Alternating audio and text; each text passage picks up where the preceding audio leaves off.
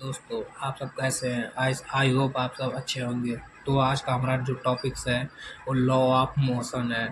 तो इसके 3 लॉ होते हैं दोस्तों। तो आइए देखते हैं कौन कौन सा। मैं एक एक करके आपको बताता जाऊंगा। दोस्तों प्लीज़ वीडियो को लाइक एंड सब्सक्राइब करना ना भूलें। फिर एंड तक बने रहें, तभी आपको ये लॉ ऑफ मोशन समझ में आएगा, नहीं तो नहीं समझ में आएगा। ठीक है दोस्तों, तो बिना टाइम वेस्ट किए हम स्टार्ट करते हैं वीडियो को। फर्स्ट लॉ,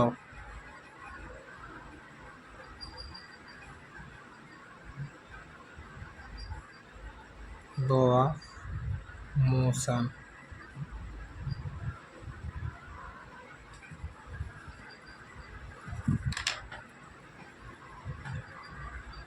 तो दोस्तों हमारा फर्स्ट लॉ देखिए क्या कहता है। Started that every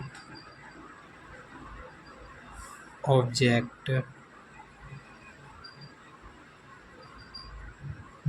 will remain remaining at rest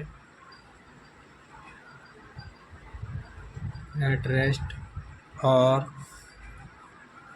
in uniform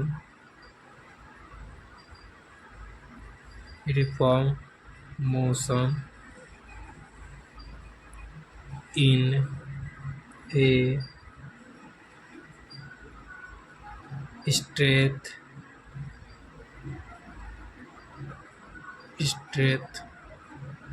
line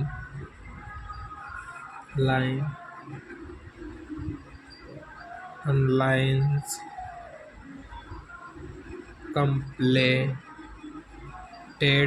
completed to change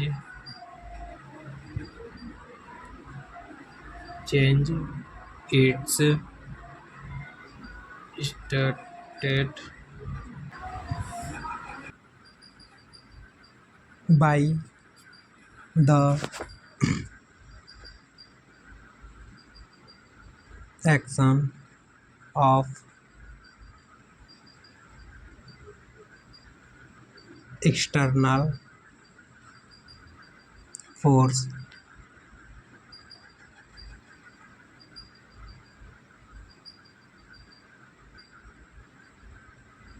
ये दोस्तों हमारा ग्लास है। ठीक, डायग्राम की हेल्प से समझना। ये ग्लास है, इस पे हमने प्लेट से ढक दिया। और दोस्तों प्लेट के ऊपर हमने एक वो सिक्का कॉइन या बॉल रख दिया। बॉल ले लेते हैं एग्जांपल में, बॉल रख दिया। ठीक दोस्तों, ये हमारा ग्लास है। और दोस्तों ये हमारा प्लेट है।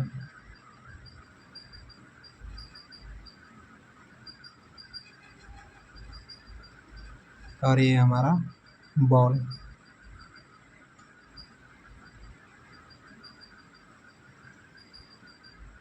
ये दोस्तों रेस्ट मोशन में है, इसमें कोई बाहरी एक्सटर्नल फोर्स अप्लाई नहीं हो रहा है। ये हमारा फर्स्ट लॉ ऑफ मोशन है।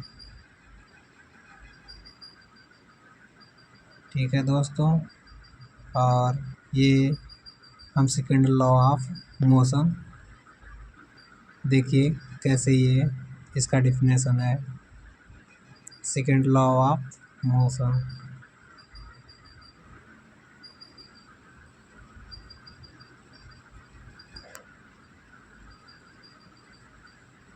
Force is equal to the rate of change of momentum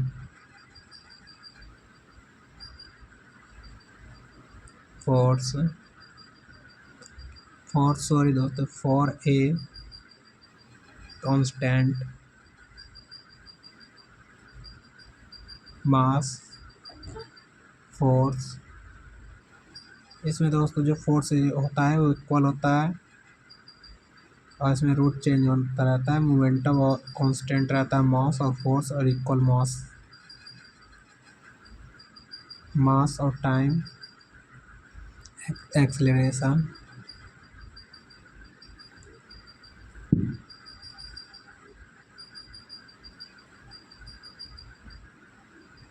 ये हमारा वैन है जो किसी रोड पे की ढलान की, जैसे मतलब रोड पे एक ही तरफ से, जैसे वन साइड नहीं रहता है दोस्तों, एक तरफ से सिर्फ जाया बस जाता है, उस तरफ से आ नहीं सकती है गाड़ी। तो ये हमारा रोड है, एग्जाम्पल के तौर पे दोस्तों समझना। ये वैन है हमारी, एक स्ट्रेट में चलते हुए जा रही है, ठीक।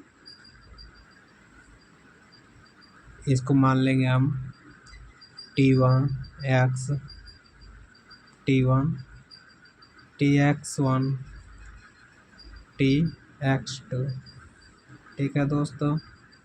ये जो होता है हमारा वैन है, तो V1 M1, और ये इसकी दिशा में जा रहा है, एक ही डायरेक्शन में दोस्तों, तो V0 M0, तो F equal to M1 V1 minus M0 V0 divided में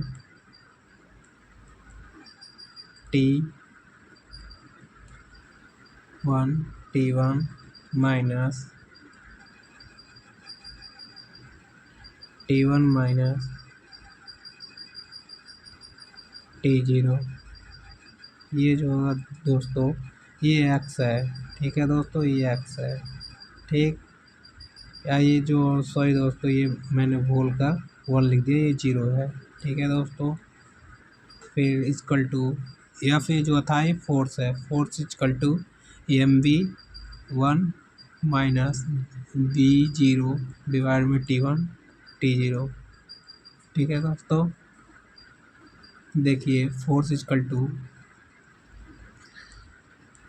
mass into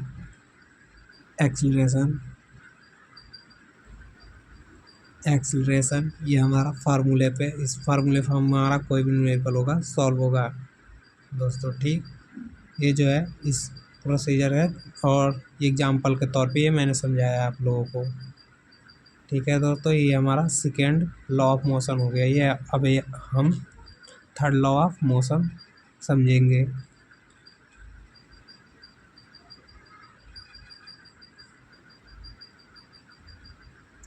third law of motion,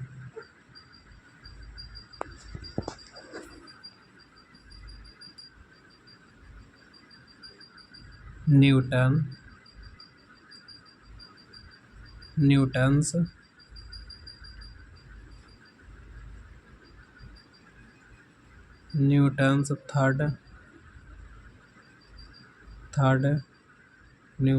third law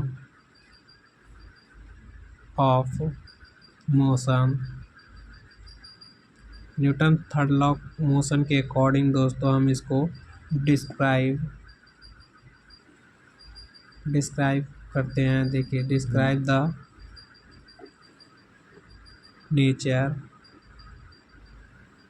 nature of a force as the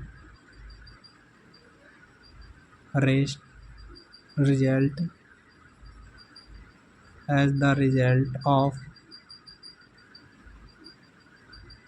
manual and simple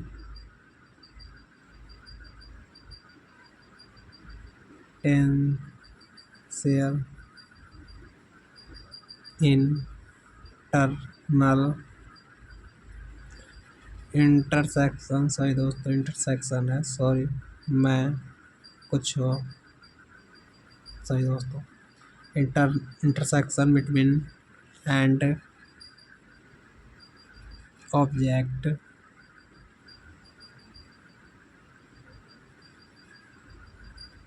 a second object in।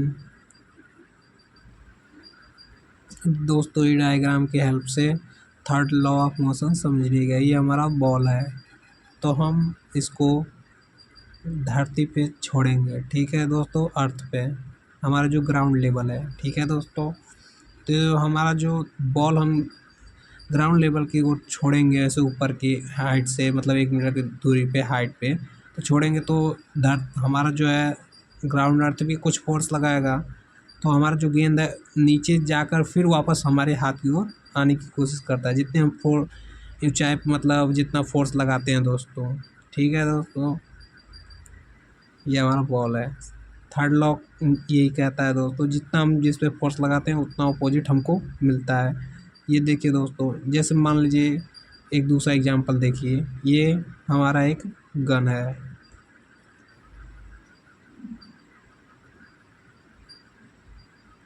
Gun सही से बन रहा है ना दोस्तों? देखिएगा, comment में बताइएगा डायग्राम कैसा लगा आप सबको। ये हमारा गन बंदूक है, ठीक है दोस्तों। ये हमारी गोली है। ये प्रेशर मतलब हम जिस मतलब ट्रिगर को हम दबाते हैं तो हमारा जो हैंड्स होता है पीछे की तरफ मूव करता है, ठीक है दोस्तों।